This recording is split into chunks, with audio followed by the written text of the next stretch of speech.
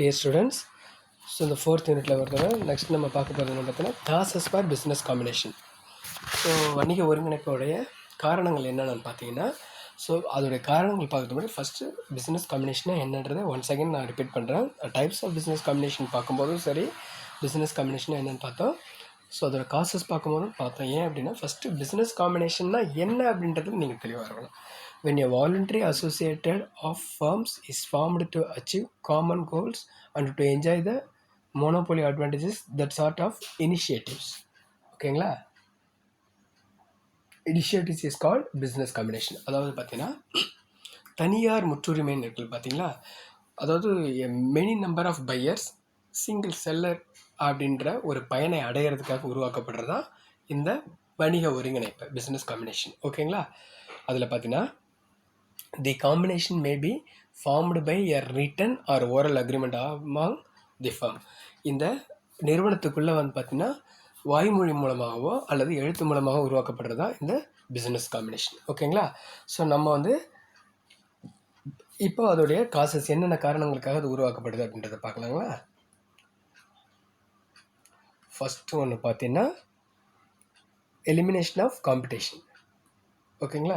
So the elimination of competition அப்படின்றது என்னென்னு பார்த்தீங்கன்னா போட்டியை தவிர்த்தல். ஓகேங்களா? So due to hard competition among the firms rate of profit decreases.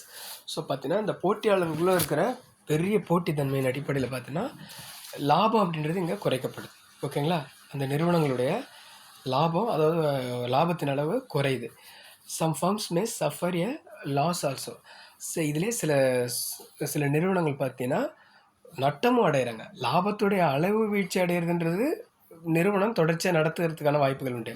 At the same time நிறுவனம் நட்டம் அடையுது அப்படின்னு சொன்னால் நிறுவனம் நடக்கிறதுன்றதே ஒரு கேள்விக்குறியான ஒரு விஷயமா இருக்கும். ஓகேங்களா? ஸோ அதுதான் என்னென்னு பார்த்தீங்கன்னா எலிமினேஷன் ஆஃப் காம்படிஷன். ஸோ போட்டியை தவிர்க்கிறதுக்காக உருவாக்கப்படுது. அப்புறம் பார்த்தீங்கன்னா so the industrialist feel pleasure in setting up A combination to avoid the competition. So பார்த்தீங்கன்னா அதனால் இந்த தொழிலாளர்கள், அதாவது தொழில் முனைவர்கள்லாம் என்ன பண்ணுறாங்கன்னா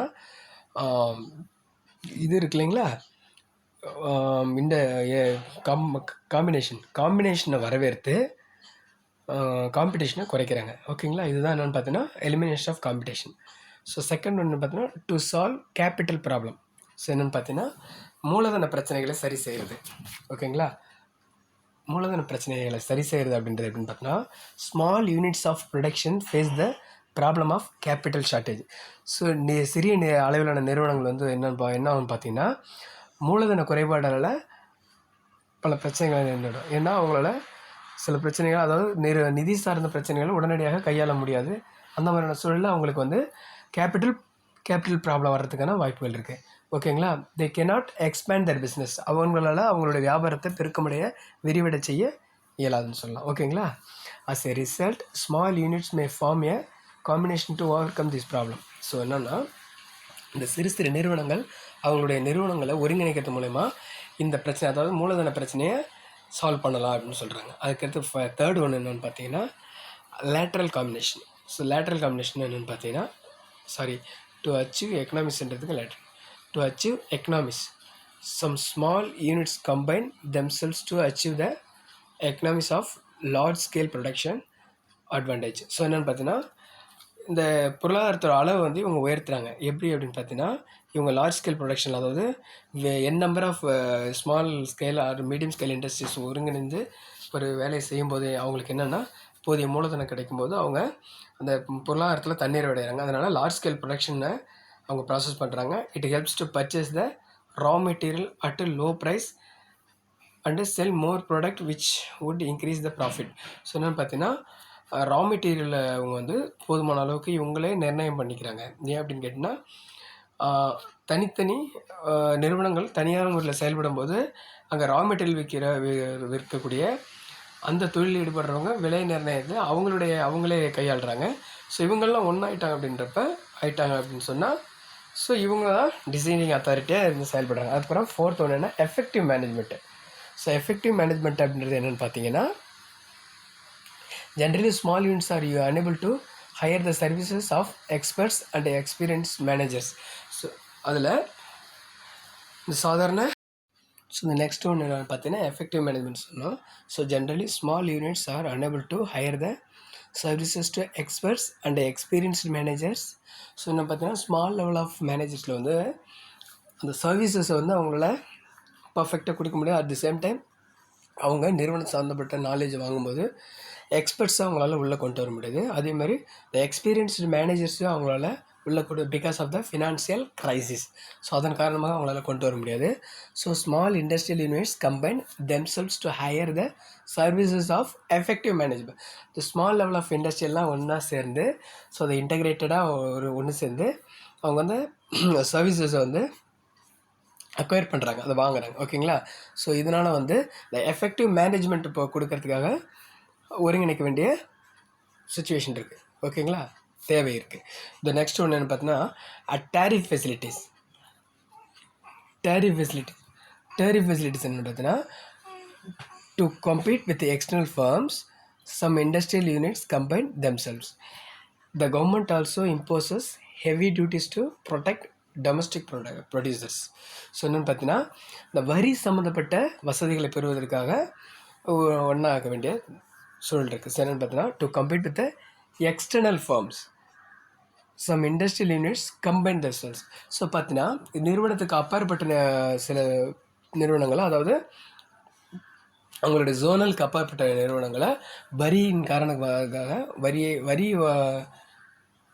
வரி சூழலுக்காக அவங்க வந்து ஒன்றா இணைக்க வேண்டிய காரணத்துக்காக ஒன்றிணைக்க வேண்டிய தேவை இருக்கிறது. நெக்ஸ்ட் ஒன்று என்ன பார்த்தீங்கன்னா uniform policy. So all the units adopt uniform policy due to business combination. So என்ன பார்த்தீங்கன்னா எல்லா வகையான நிறுவனங்களும் ஒரே வகையான நிலையை கையாள்வது தான் யூனிஃபார்ம் பாலிசி, அதாவது கொள்கையில் வந்து ஒன்றா கடைபிடிக்கிறது அப்படின்னு சொல்கிறாங்க. ஓகேங்களா?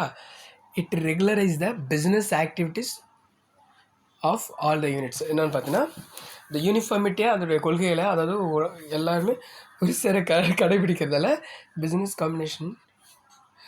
காம்பினேஷன்ன்றது ரொம்ப முக்கியமான ஒரு நிலையாக கருதப்படுது. அதனால் அது உருவாக்கப்படுது. ஸோ பார்த்தீங்கன்னா use of technology. So use of டெக்னாலஜியில் எப்படின்னு பார்த்தீங்கன்னா the business combination can use the latest technology and new methods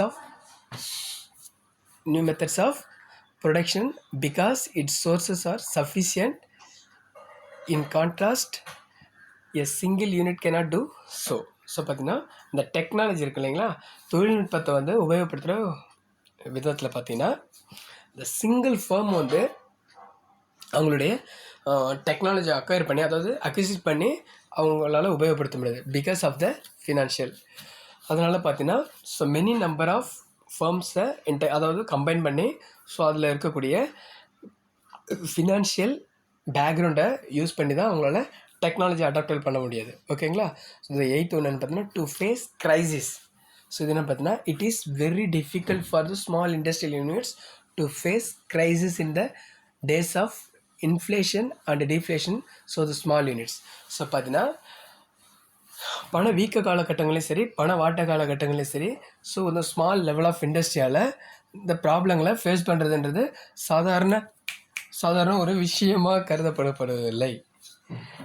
அதனால் பார்த்திங்கன்னா இந்த க்ரைசிஸை வந்து தனியான முறையில் அவங்களால ஃபேஸ் பண்ண முடியல அப்படின்னு சொல்கிறாங்க. ஓகேங்களா? அதுக்கடுத்து பார்த்திங்கன்னா growth of joint stock company.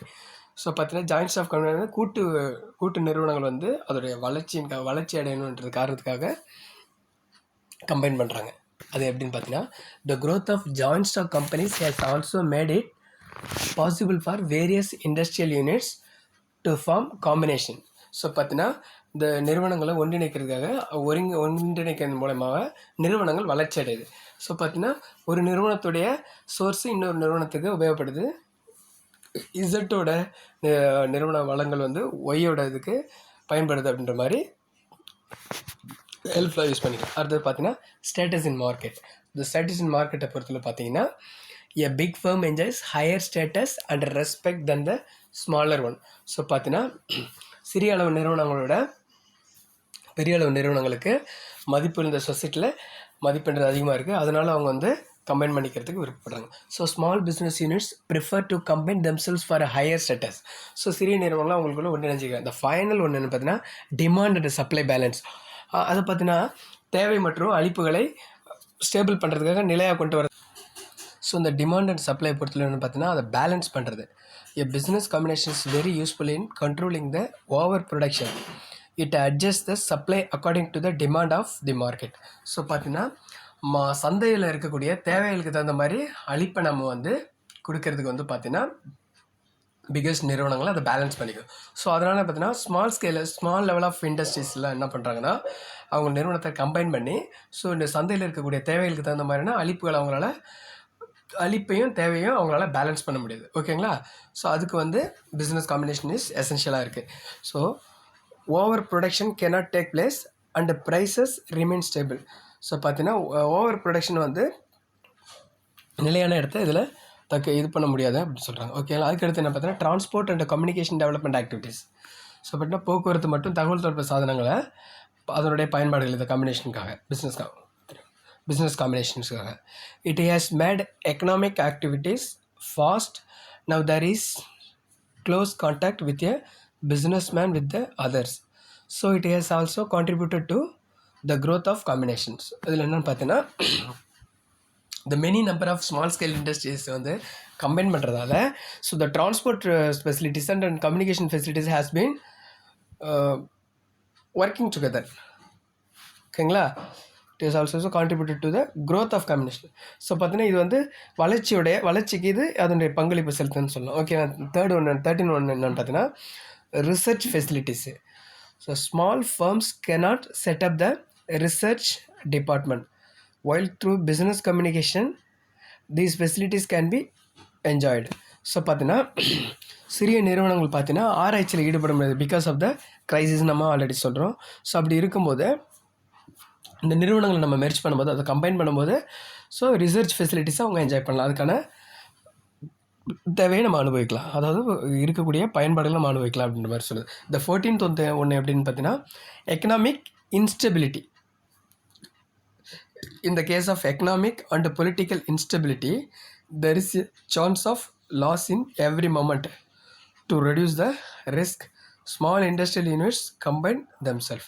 So பார்த்தீங்கன்னா இந்த நிறுவனங்கள் வந்து ஒன்றா இருந்தப்போ அதாவது கம்பைன் பண்ணி ஒர்க் பண்ணும்போது இன்ஸ்டெபிலிட்டியை குறைக்குது. அது மாதிரி பொலிட்டிக்கல் பேர்டனையும் இந்த எக்கனாமிக்கல் பேர்டனையும் சரி பண்ணுது. ஓகேங்களா? ஸோ இதெல்லாம் என்னென்னு பார்த்தீங்கன்னா காசஸ் ஆஃப் பிஸ்னஸ் காம்பினேஷன். ஓகேங்களா?